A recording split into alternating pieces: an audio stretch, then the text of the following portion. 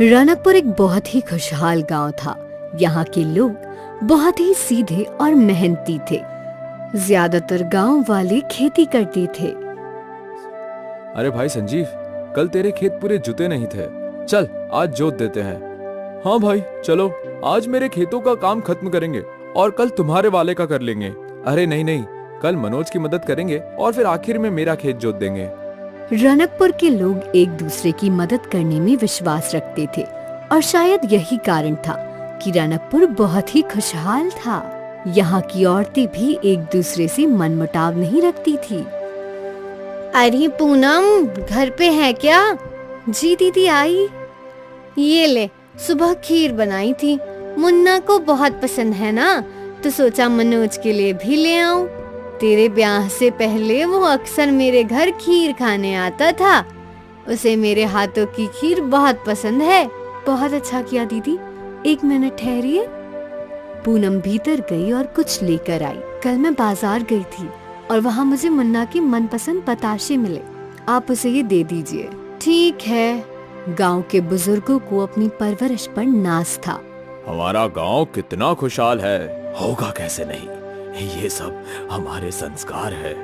अब वो तो है, बच्चों में आपस में इतना प्रेम है कि ये सब एक साथ एक ही परिवार की तरह रहते हैं। हाँ, एक बड़ा परिवार, रनकपुर परिवार। कहते हैं ना, खुशियाँ ज्यादा दिन नहीं टिकती, और इनके साथ भी यही हुआ। एक रात तेज आंधी चलने लगी। आंधी के साथ तूफान चल पड़ा। गांव वाले डर गए। बचाओ, कोई मुझे बचाओ। जगह जगह पेड़ और घर गिरने लगे। सबको गांव के मंदिर ले आओ, अब भगवान ही हमारी रक्षा करेंगे। गांव के मर्द सभी को मंदिर तक ले जाने लगे। गांव का मंदिर बहुत ही पुराना था और ये मंदिर एक गुफा के अंदर बना था। बाहर हो रहे आंधी तूफान का मंदिर पर कोई असर नहीं था। गांव के सारे लोग मंदिर के अंदर सुरक्षित थे।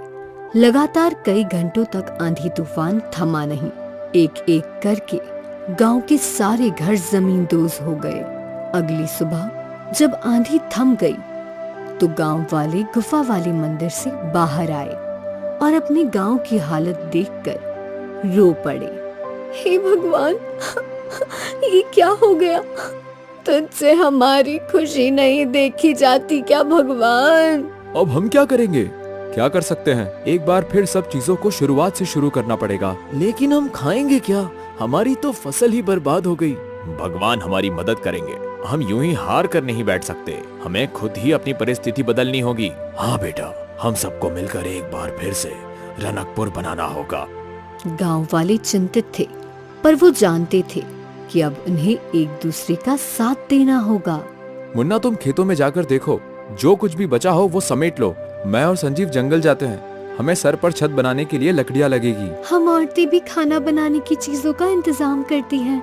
हम भी तुम्हारी मदद करेंगे अशोक। ठीक है काका। गांव वाले अलग अलग काम में बट गए। मनोज के साथ कुछ लोग खेतों में अच्छी फसल निकालने गए। अशोक, संजीव और काका जंगलों की ओर चले गए। काका, सोचा नहीं था कभी ऐसा होगा। होने को कौन टाल सकता है अशोक? लगता है भगवान हमारी परीक्षा ले रहे हैं। हम छत कैसे बनाएंगे? हमारे जमाने में तो बांस के घर बनाना सबसे आसान काम था। हमें भी वैसे ही बांस का घर बनाना चाहिए, जिससे जल्द से जल्द गांव वालों के सर पे छत हो। जी काका, यही सही रहेगा। और इस जंगल में बांस के पेड़ भी हैं, मुझे पता है वो कहाँ हैं। अशोक उन लोगों को बैम्बू के पेड़ों के पास ले आया। अरे वाह, इतने सारे बैम्बू के पेड़, इससे तो हम पूरा गांव बना सकते हैं। पर इतने सारे पेड़ काट कर गाँव बनाने में हम सबकी खटिया खड़ी हो जाएगी। चिंता मत कर संजीव, हम सब एक दूसरे का साथ देंगे और देखना जल्दी ही गांव बन जाएगा। तीनों ने मिलकर बैम्बू काटने का काम शुरू किया। बैम्बू मोटे मोटे थे, जिन्हें काटने में उन तीनों के पसीने छूट रहे थे। एक बैम्बू काटने में इतनी मेहनत, बाप रे। अभी मैं काटता हूँ, तू थोड़ा आराम कर। ठीक है। वो लोग बारी बारी बैम्बू काट रहे थे। कई घंटे बीत गए, पर अब तक कुछ ही बैम्बू काट पाए थे। थोड़ी देर में अंधेरा होने वाला है, वो आखिरी मोटा वाला बैम्बू काटते हैं और फिर गांव लौट चलते हैं। ठीक है काका। तीनों मिलकर एक मोटा वाला बैम्बू काटने लगे। तीनों थके हुए थे, पर फिर भी अपनी पूरी ताकत से बैम्बू काट रहे थे। बैम्बू आधा ही कटा था कि उसमें से खून बहने लगा। ये क्या? रुको! उन लोगों को किसी औरत के रोने की आवाज आने लगी। मुझे मत काटो, मुझे दर्द हो रहा है। क्षमा कीजिए, हम किसी को नुकसान नहीं पहुंचाना चाहते थे। तूफान में हमारा गांव बर्बाद हो गया। बस घर बनाने के लिए बांस काटने आए थे। हमें क्षमा कर दीजिए। तभी उनके सामने बांस की देवी आई। बांस की देवी के तेज से जंगल प्रकाशित हो गया। देवी ने सबसे पहले उस बांस के पेड़ को ठीक किया। खून बहना बंद हो गया और रोने की आवाज भी थम गई। क्षमा कर दीजिए देवी, हमें पता नहीं था। रोने की आवाज सुनकर तुम लोग थम गए। इससे तुम अच्छे इंसान हो ये साबित होता है। ये कोई आम बांस का वृक्ष नहीं है, बल्कि ये जादुई बांस का वृक्ष है। जब तक ये वृक्ष इस जंगल में है, इस जंगल का संतुलन बना रहेगा। अच्छा हुआ हमने इसे पूरा नहीं काटा, वरना हमसे बहुत बड़ा पाप हो जाता। वैसे तुम इस जंगल में क्यों आए हो? कोई कभी यहाँ बांस काटने तो नहीं आता? हमारी मजबूरी है। कल रात के आंधी तूफान में हमारा गांव तहस नहस हो गया। रहने के लिए सर पर अब छत नहीं है, इसलिए हम बांस की लकड़ियां लेने यहाँ आए थे। मैं तुम्हारी ये समस्या सुलझा सकती हूँ। तुम्हें जितनी बांस की लकड़ियां चाहिए, वो हर दिन सुबह तुम्हारे गांव के बाहर तुम्हें मिलेगी। पर तुम्हें मुझे एक वचन देना होगा कि तुम इस जादुई बांस के पेड़ और इस जंगल के रहस्य के बारे में किसी को नहीं बताओगे। हम वचन देते हैं। तीनों ने बांस की देवी को वचन दिया और वहाँ रखी बांस उठाकर अपने गांव लौट आए।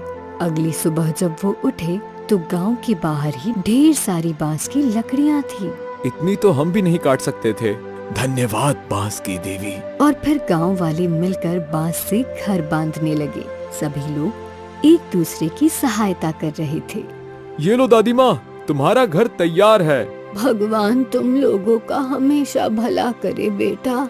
एक एक करके सभी के घर तैयार हो गए। गांव वाले बहुत खुश थे। सोचा नहीं था कि समस्या से इतनी जल्दी उभर पाएंगे हम। ये सब सारे गांव वालों की मेहनत से हुआ है। उस दिन गांव वालों ने उत्सव मनाया और फिर अपने अपने घर में जाकर सो गए। रात को फिर से तेज आंधी बहने लगी और तूफान भी लौट आया। हे भगवान, ये क्या अनर्थ कर रहा है? एक बार फिर हमें बेघर करना चाहते हो क्या? हे भगवान, क्या ये बांस के घर इस आंधी तूफान को झेल पाएंगे? मुखिया जी ने घर से बाहर झांका तो बाहर तो तेज आंधी तूफान थी, पर बांस के घर को कुछ नहीं हो रहा था। ये कैसे संभव है? इन बांस के घर पर तो आंधी तूफान भी विफल हो गए। इसका राज बस 3 लोगों को पता था, अशोक, संजीव और काका। तूफान थमने के बाद गांव वालों ने उन तीनों से पूछा, आखिर माजरा क्या है? इन बांस के घर को कुछ नहीं हुआ। इन बांस के घरों के सामने आंधी तूफान भी फीके हैं, पर इसका राज हम बता नहीं सकते। हमने वचन दिया है। आप लोगों को बस यही बोलेंगे कि जब तक हम इन बांस के घरों में रहेंगे, हम सुरक्षित हैं। ठीक है, अब हमें चिंता करने की कोई जरूरत नहीं। रनकपुर एक बार फिर खुशहाल गांव बन गया था। अब कोई